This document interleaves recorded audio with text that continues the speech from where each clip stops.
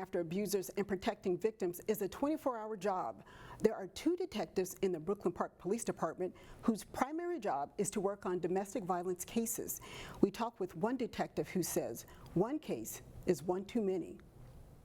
We see it every day, and you almost become callous to all of the heinous assaults and just how mean people can be to one another out here. Detective Shane Husarik has been on the Brooklyn Park Police Department for 14 years. It's his job to gather evidence for cases.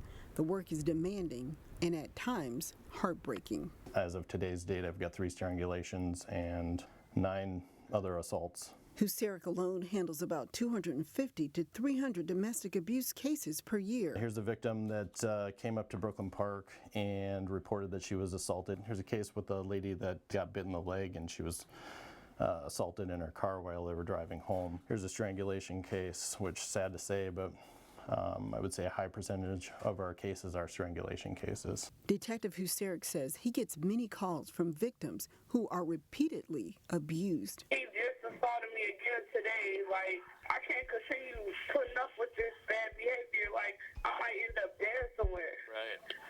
He was just talking about killing me and everything. And I had to call the police again because he punched me in my chest. Is there a time where I can meet with you tomorrow? Officers who are called out on domestic abuse calls have to respond quickly. They also have to be gentle with victims and children who are at the scene. We need to get these victims in. We need to get them out of the house. It's dangerous for them to be in the house. Husarik worries most about people who are too afraid to pick up the phone and call. You see a lot of this going on. Your heart goes out to these people, and especially the ones that aren't calling in.